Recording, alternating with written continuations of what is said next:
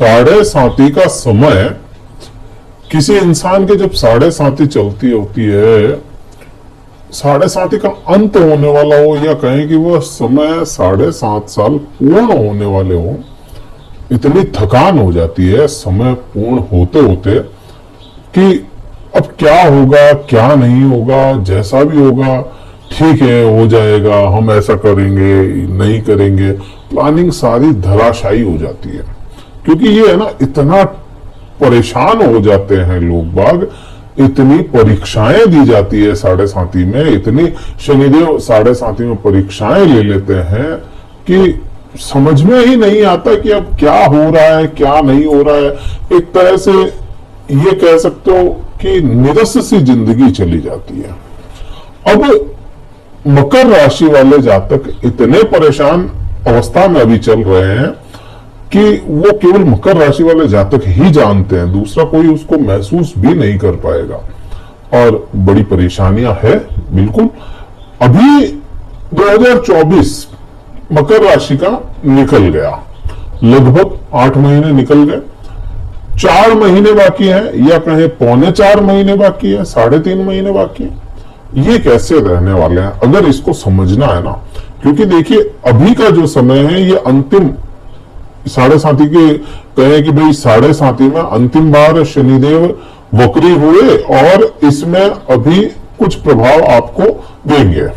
या आप लोगों ने सुना भी होगा हर जगह से कि भाई साढ़े साती जब उतरती है, उतरती हुई साढ़े साती अच्छे परिणाम देती है, ये चीजें अपन ने सुनी।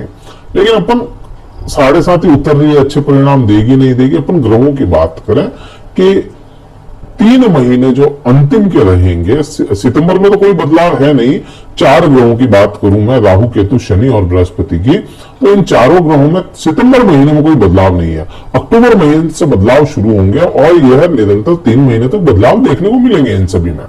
शनिदेव की बात है कि भाई 5 अक्टूबर को पहला बदलाव शनिदेव कर रहे हैं और वह कर रहे हैं नक्षत्र में परिवर्तन अपना। इतने समय बृहस्पति के नक्षत्र में चल रहे थे, अभी राहु के नक्षत्र में चले जाएंगे। 5 अक्टूबर को वह नक्षत्र परिवर्तन करेंगे वक्र अवस्था में, वक्री होते हुए सद्दिशा नक्षत्र में। और यहां आप पे द्वितीय भाव में शनिदेव है, गोचर कर रहे हैं, द्वितीय भाव में राहु की तरह यह शनिदेव आपके प्रभाव लेकर के आने वाले हैं, या कहें राहु की तरह परफॉर्म करेंगे। जैसा राहु का स्वभाव है ना वैसा शनि का होता नहीं है, लेकिन नक्षत्र वही है, सद्दिशा नक्षत्र में है, तो जिस नक्षत्र में शनिदेव होंगे उसी की तरह अपना प्रभाव देना शुरू कर देंगे। तो ये चीजें यहाँ पे समझ में आएगी अपने को, क्या प्रभाव रहेंगे। उससे पहले थोड़ा सा राहु को समझ लो।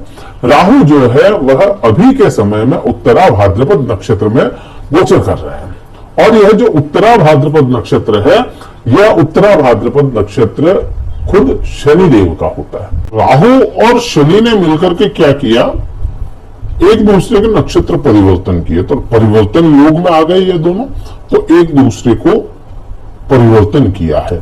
मीन्स द्वितीय भाव में राहु के भी प्रभाव रहेंगे और तीसरे भाव में शनि के भी प्रभाव रहेंगे। राहु शनि की तरफ काम करेगा और शनि राहु की तरह काम करने वाला होगा कुछ समय के लिए। तो यहाँ पे द्वितीय भाव है। द्वितीय भाव आपको क्या दर्शाता है? द्वितीय भाव संचित धन दर्शाता है। किसी भी इंसान के लिए उसका पैसा बच रहा है नहीं बच रहा है, अब आपके मन में रहेगा कि भाई हमारे तो साढ़े साती पूरी निकल गई, पैसों का तो हमें कोई बहुत ज्यादा फायदा भी नहीं हुआ, या ये विशेष हो गया कि भाई जब से यह द्वितीय भाव में शनिदेव आए, अंतिम चरण की साढ़े साती आई, तब से पैसा आया होगा लेकिन बचत नहीं हो रही है। तो इस 3 महीनों में बचत के रास्ते यह शनि खोल देंगे राहु की तरफ परफॉर्म करते हुए, या आपको साम दाम दंड भेद करके भी आप पैसा कैसे जोड़ सकते हैं वह शनिदेव आपको सिखाएंगे। क्योंकि इतने समय तक कई सारे लेसन्स आपके सामने आए, जीवन में कई पाठ पढ़ाए शनि ने, तो बचत का पाठ भी शनिदेव पढ़ाने के लिए आपको तैयार है और 5 अक्टूबर से यह इस पाठ को पढ़ाना शुरू कर देंगे। द्वितीय भाव में एक तो बचत की बात हो गई। द्वितीय भाव आपको, क्योंकि यह राहु के जैसे होंगे, तो यहां पे द्वितीय भाव अगर किन्हीं लोगों के, सबकी बात नहीं है, किन्हीं लोगों के फैमिली प्रॉपर्टीज का इशू है या पैतृक संपत्ति को लेकर के कोई तनाव था ना, तो यह राहु और शनि आपको विशेष हो जाएंगे कि आपको है ना उन चीजों का कुछ फायदा मिल जाए पैतृक संपत्ति को लेकर के। और अगर किन्हीं लोगों के, अब यहाँ पे किन्हीं लोगों की बात क्यों, क्योंकि आपके चार्ट में अगर राहु और शनि दोनों ही बुरी स्थिति में है, नीच के हैं, या कहें कि कोई ऐसे ग्रह के साथ युति बना करके बैठे हैं जिसमें ये दोनों ही ग्रह कंफर्टेबल नहीं है, तो उन लोगों को ब्लड लाइन से जो डिजीज मिलती है ना, हेरिडिटी की कोई भी बीमारी, वो बीमारी भी पकड़ने के योग यहाँ पे यह शनि बनाते हुए नजर आएंगे। तो यहाँ पे ये चीज है, दो चीजें अच्छी, पैतृक संपत्ति और धन, और एक चीज बुरी, अगर बुरे हैं शनिदेव तो हेरिडिटी से मिलने वाली बीमारी आपको घेर सकती है। यह प्रभाव तो यहाँ पे अपने को दिखता है, यह समझ में आता है। अब इस शनि की दृष्टियां आप देखोगे ना, तो दृष्टियां यहाँ पे शनि की तीसरी दृष्टि जो है वह आपके सुख भाव पे है। सुख भाव पे है क्योंकि यह शनि आपके राशि स्वामी होते हैं, लेकिन यहां पे आप देखोगे, आप यहां पे शनि नीच के होते हैं, फिर भी क्योंकि राशि स्वामी और चतुर्थ भाव को यह देख रहे हैं अपनी दृष्टियों से, तो यहां पे आप देखेंगे कुछ हद तक आपके भौतिक सुखों को शनिदेव स्टेबल करने की कोशिश करेंगे। अब तक है ना आपने देखा कि भाई भौतिक सुख वैसा नहीं मिल पा रहा है, कई योग बने होंगे, ऐसा नहीं है कि योग ही नहीं बने, कई योग बने होंगे, माता के साथ संबंध अच्छे बनाने के भी योग बने होंगे, लेकिन है ना शनि की स्थिति क्या है आपके चार्ट में, उसके अकॉर्डिंग आपको ये फल कितना दिया कितना नहीं दिया वो आपका चार्ट बताएगा। बट यहाँ पे अभी की स्थिति यही दर्शाती है, क्योंकि राहु जो है ना, राहु ग्रह भूखा रहता है हमेशा, है ना, राहु की भूख खत्म नहीं होती। राहु ऐश्वर्य ढूंढता है, राहु आराम ढूंढता है, राहु बहुत ज्यादा चालबाज किस्म का आदमी है, आराम फरमाता रहता है। तो यहाँ पे यह राहु की तरह परफॉर्म कर रहे हैं, तो यहाँ पे भौतिक सुख, भौतिक सुखों की भूख राहु ही है, तो यहाँ पे ये भूख की पूर्ति करवाते हुए शनिदेव अपने को नजर आते हैं। इसमें गाड़ी हो गई, मकान हो गया, प्रॉपर्टी हो गई, ये सब चीजें यहाँ पे होती है। और स्त्रियां हैं तो उनके लिए ऑर्नामेंट्स वगैरह हो गए, ये सब चीजें यहाँ पे ये चीजें दर्शाता हुआ नजर आता है। शनिदेव की 7वीं दृष्टि आपके अष्टम भाव पे है। ये अष्टम भाव आपके लिए क्या काम करेगा? अष्टम भाव यहाँ पे कहीं ना कहीं शनिदेव वक्र अवस्था में है, नक्षत्र परिवर्तन कर रहे हैं।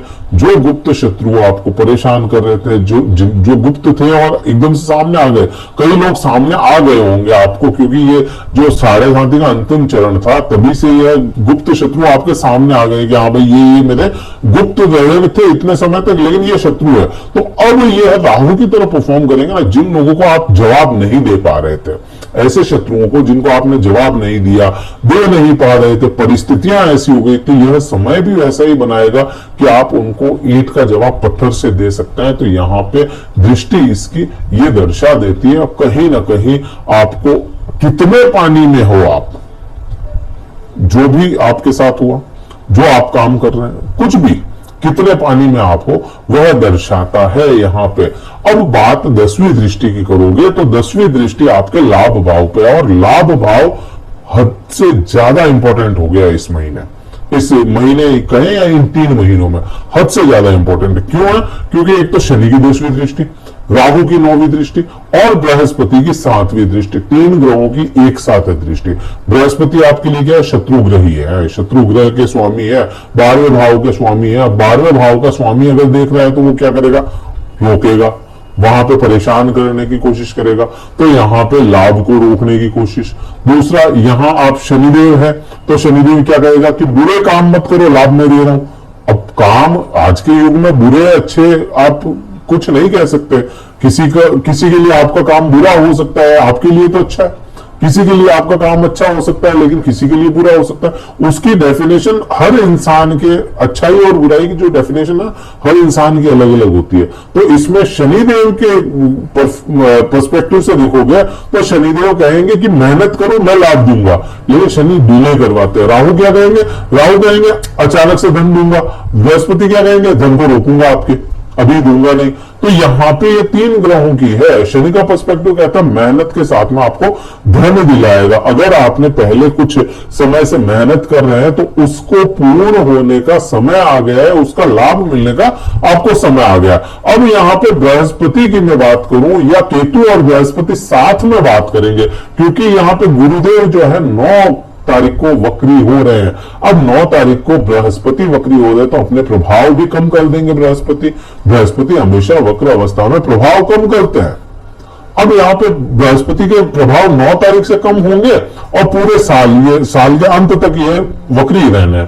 और 12 नवंबर को केतु ग्रह जो है वह सूर्य के नक्षत्र में परिवर्तन कर जाएगा। इतने समय केतु जो थे चंद्रमा के नक्षत्र हस्त नक्षत्र में थे। अब यह जो जाएंगे केतु ग्रह वह उत्तरा फाल्गुनी नक्षत्र में जाएंगे, जो सूर्य का होता है। सूर्य गर्म तासीर का है और केतु भी गर्म तासीर का, मतलब दोनों में ऊर्जाएं हैं। केतु में ऊर्जा शक्ति है, लेकिन उसको कितनी ऊर्जा देनी है वो केतु के पास में समझ नहीं है।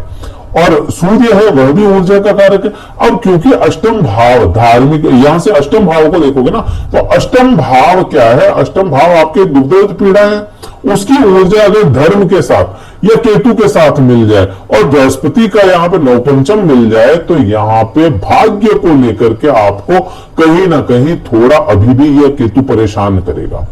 देखो, आप कहोगे कि बुरा बुरा है जो मैं बताया आपको, कुछ चीजें अच्छी है जो भी मैं बता रहा हूं, लेकिन जो सच्चाई है उसको समझने की कोशिश करो। आंख बंद करने से है ना सच्चाई नहीं बदलती। आंख खुली रखोगे तो भी सच्चाई वही है, बंद कर लोगे तो भी सच्चाई वही है। तो यहाँ पे भाग्य का अभी भी पूरा साथ नहीं मिलना है। केतु चाहे यह चला गया ऊर्जा वाले ग्रह के साथ में, मीन्स सूर्य के नक्षत्र में भले ही चला गया, लेकिन फिर भी यहाँ पे एकदम से वो नहीं है जो चीजें आपको मिलनी चाहिए थी भाग्य को लेकर के। तो एक ये हो जाता। अब बृहस्पति की बात करूं, क्योंकि वक्री है, इस वजह से ये काफी हद तक आपको है ना थोड़ा सा आराम दिला सकता है। ये 9 अक्टूबर के बाद में थोड़ा आराम मिल जाएगा आपको भाग्य को साथ, क्योंकि केतु है वहां पे। तो इनकी दृष्टि नवपंचम योग, 5वीं दृष्टि और 9वीं दृष्टि, नवपंचम की वजह से थोड़ा सा स्लाइटली, बहुत ज्यादा नहीं है, बिल्कुल भी उम्मीद मत रखिए बहुत ज्यादा भाग्य साथ दे देगा, लेकिन थोड़ा ही सही दिलाएगा। लाभ के लिए आंखें मूंद रहा है ये बृहस्पति, अभी वक्रावस्था होने की वजह से आपको राहु और शनि लाभ दिला देंगे। दृष्टियां मिल गई। अब इसकी 9वीं दृष्टि जो जाएगी ना, इसकी 9वीं दृष्टि आपके जाएगी लग्न पे। ज्ञान देना, हद से ज्यादा यह ज्ञान दे देगा, यह ज्ञान सिखा चुका है आपको। तो आपके खुद के अंदर आपका ज्ञान ही आपका दुश्मन बन जाए, मतलब ओवर थिंकिंग, यह बृहस्पति ओवर थिंकिंग दे देगा। तो ओवर थिंकिंग बिल्कुल ना करे, अदरवाइज प्रॉब्लम है। जो हो रहा है उसके लिए कुछ उपाय कर सकते हैं तो कीजिए। ओवर थिंकिंग, बहुत ज्यादा सोचने की जरूरत नहीं है, बस इतना ही ध्यान रखें। अब यहाँ पे बात केतु की थी, तो केतु की 9वीं दृष्टि यहाँ पे पंचम भाव पे, पंचम भाव जो है वहां पे बृहस्पति बैठे। तो यहाँ पे प्रेम संबंधों में वाद विवाद दिखता है। प्रेम संबंधों में किसी तरह का ज्ञान ना डाले, प्रेम संबंध में प्रेमिका से प्रेमिका की तरह ही मिले, और कोई स्त्री है तो वह अपने प्रेमी से प्रेमी की तरह ही मिले, बस इतना ही। और संतान सुख की बात करोगे तो संतान सुख में यहाँ पे जरूर यहाँ पे संतान की शिक्षा अच्छी होती हुई दिखती है। और जो विद्यार्थी लोग हैं उनके लिए भी यह समय ठीक होता हुआ ही समझ में आता है, क्योंकि ज्ञान का कारक खुद वहीं पे बैठा है। ज्ञान के चक्षु अगर यहीं पे बैठे हैं तो वो देखेंगे जरूर। तो यहाँ पे उसके कोई इशू देखने को नहीं मिलेगा। अब यहां पर राहु की 5वीं दृष्टि भी देख लेते हैं अपन। राहु की 5वीं दृष्टि कहां चली जाती है? 7वें भाव पे। अब राहु क्योंकि फेवरेबल पोजीशन में ना, तो जो लोग शादीशुदा हैं उनके पति या पत्नी या कहे कि उनका जो पार्टनर होगा उनका साथ निभाता हुआ नजर आएगा या साथ उनका देता हुआ नजर आएगा, कोई इशू उसमें नहीं आएगा। व्यापार की बात करोगे तो व्यापार भी यहाँ पर राहु अच्छा खासा चलाता हुआ ही दिखेगा। व्यापार से कोई इशू इस बार दिखता नहीं है। साल के अंत में व्यापार में कोई बड़ी परेशानियां नहीं। 9वीं दृष्टि की मैंने आपको बता दिया। इस 3 महीने का पूरा वृतांत तो यही था। कुछ चीजें अच्छी है, कुछ बुरी है और कुछ बहुत बुरी भी है और कुछ बहुत ज्यादा अच्छी भी है। तो ये इसी प्रकार से था। वीडियो कहीं भी लगाओ कि हाँ ठीक है, लाइक कीजिएगा, शेयर कीजिएगा, सब्सक्राइब कीजिएगा। क्या उपाय करोगे? कोई उलझुल का उपाय ना करें, कोई ऐसा उपाय ना करें जिससे बैकफायर हो जाए।